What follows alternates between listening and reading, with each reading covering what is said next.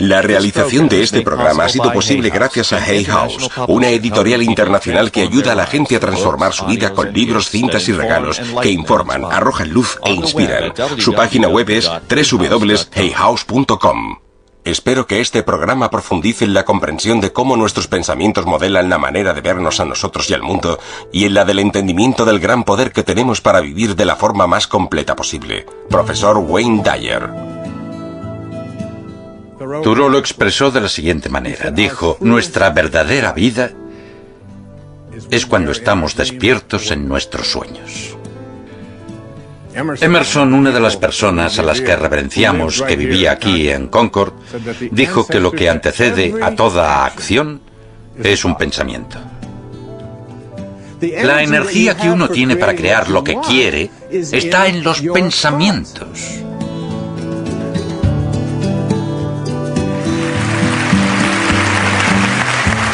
El profesor Wayne Dyer es un famoso autor de bestsellers, conferenciante y filósofo contemporáneo. Es doctor en psicología orientativa y es la gran figura del pensamiento transformacional en Estados Unidos. Gracias. Muchas gracias. Hay una solución espiritual para cada problema. Es una afirmación muy pomposa, pero este programa me encanta. Probablemente el lugar en el que nos encontramos sea el más adecuado para hablar de este tema. Estamos en Concord, Massachusetts, en la iglesia First Parish. Si miran aquí arriba, a mi derecha, hay un balcón en el que se sentaban Ralph Waldo Emerson y su familia cuando era niño los domingos. Su abuelo, William Emerson, era el pastor de la parroquia cuando aquel disparo se oyó por todo el mundo. El disparo que dio inicio a la Revolución Americana, a la que siguió la Revolución Francesa y todos los cambios que tuvieron lugar en la historia de la humanidad. Buena parte de todo aquello empezó aquí, en esta parroquia, en la parte en la que estamos hoy sentados. El tema de este programa son las ideas trascendentes.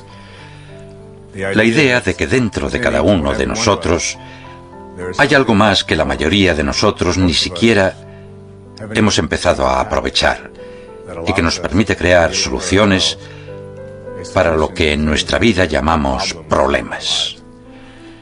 El trascendentalismo nació aquí y el trascendentalismo no es un ismo al que uno pueda apuntarse, no se pagan cuotas. Debemos recordar que en los años 30, 40 y 50 del siglo XIX, en este país y en el mundo pasaban cosas que hoy nos parecen intolerables. En aquella época la esclavitud era una práctica aceptada, pero aquí en Massachusetts, en Concord, había gente como Emerson, Bronson Alcott, el padre de Louisa May Alcott, Nathaniel Hawthorne, Henry David Thoreau, gente que venía a la escuela de filosofía y planteaba ideas para abolir cosas como la esclavitud.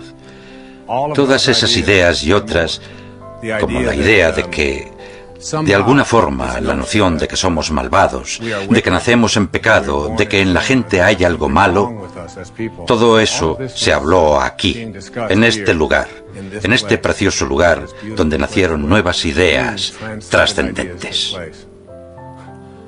Yo conocí este tipo de ideas de joven. Estudié primaria en Detroit, en la parte este. Luego fui al instituto. Tenía un profesor de biología que era muy buen hombre y que tenía muy buenas intenciones. Me dijo, como al resto de compañeros de clase, que si queríamos aprobar la asignatura de biología, teníamos que entregar una cosa que se llamaba colección de hojas. Yo ya había aprobado lo de las hojas, había identificado todas las hojas que había que identificar, saqué una buena nota. Pero el profesor me dijo que tenía que hacer algo más, que tenía que cogerlas todas y entregarlas en un trabajo, demostrar que las había visto. Y le dije, seguramente no de la manera más diplomática posible, no pienso hacerlo. No le veo el sentido. Por aquel entonces mi familia atravesaba momentos muy difíciles. Yo trabajaba, mi madre lo estaba pasando mal, se estaban divorciando. A mí me pareció una pérdida de tiempo. Siempre he sido una de esas personas, y con esto no animo a hacerlo, sino que solamente digo que lo reconozco como un rasgo con el que he vivido toda la vida. Hacer cosas sin sentido es algo que siempre, como mínimo, he puesto en duda. E incluso he ido más allá, ateniéndome a las consecuencias. Creo que la que probablemente sea la frase más famosa de William Shakespeare, una frase que se cita mucho porque nos dice una gran verdad. Ser o no ser. He aquí la cuestión. Creo que es algo con mucha fuerza y muy importante que uno debe preguntarse, ¿seré o no seré? Pero las frases que la siguen son incluso más elocuentes.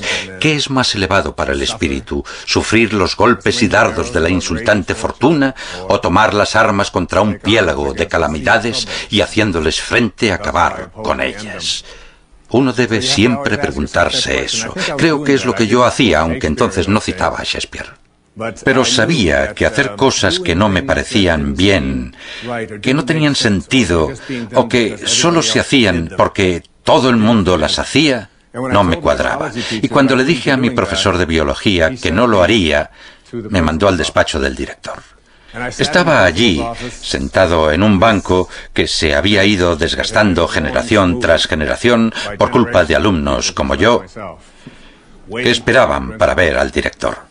Esperé y esperé, el lunes, el martes, el miércoles, y por fin, el jueves me acompañaron al despacho del director.